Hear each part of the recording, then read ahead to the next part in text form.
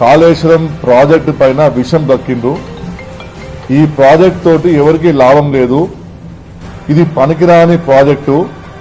ఈ ప్రాజెక్ట్ ద్వారా అనేక లక్షల రూపాయలు వృధా చేసినారు.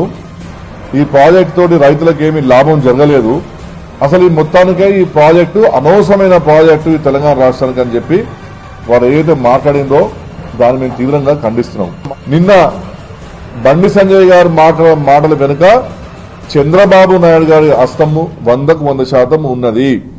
చంద్రబాబు నాయుడికి సరెండర్ అయిపోయిండు బండి సంజయ్ గారు. 100 కోట్ల రూపాయలు తీసుకొని వారి డైరెక్షన్ పైననే తెలంగాణ ప్రజలను తప్పుదో పట్టించడానికి కోసము ఇవాళ కాళేశ్వరం ప్రాజెక్టు పైన విషయం కక్కిండు బండి సంజయ్ గారు. ఆంధ్ర ప్రాంతానికి సంబంధించినటువంటి బనకచెల్ల ప్రాజెక్ట్ కి 200 టీఎంసీ నీళ్లు పోవాలి కాబట్టి అది సక్సెస్ఫుల్ చేయడానికి కోసము ఇవాళ మోడీ గారు చంద్రబాబు నాయుడు గారు ఇద్దరు కూడా బండి సంజయ్ గారిని వాడుకొని ఈ యొక్క ప్రాజెక్టు పైన విషయం